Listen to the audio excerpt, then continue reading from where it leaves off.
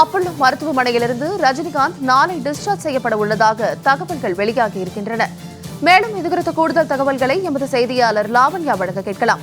வணக்கம் லாவண்யா, இது குறித்த விவரங்கள். வணக்கம்.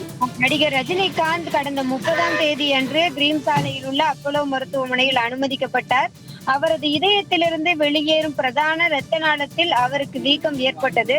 அதற்கு அறுவை சிகிச்சை அல்லாத டிரான்ஸ்கேத்தியர் முறை மூலம் சிகிச்சை அளிக்கப்பட்டது.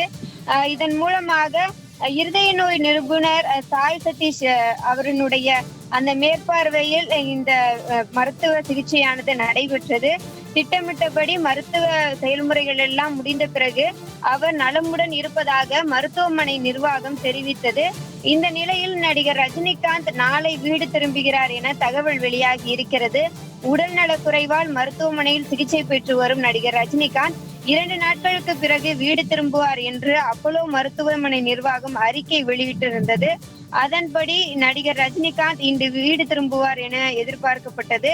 இருப்பினும் சிகிச்சைக்கு பின்னர் அவரது உடல் சீராக உள்ளதாகவும் அப்பல்லோ மருத்துவமனையில் இருந்து நடிகர் ரஜினிகாந்த் நாளை வீடு திரும்புகிறார் எனவும் தகவல் தெரிவிக்கப்பட்டிருக்கிறது. சார்லதா.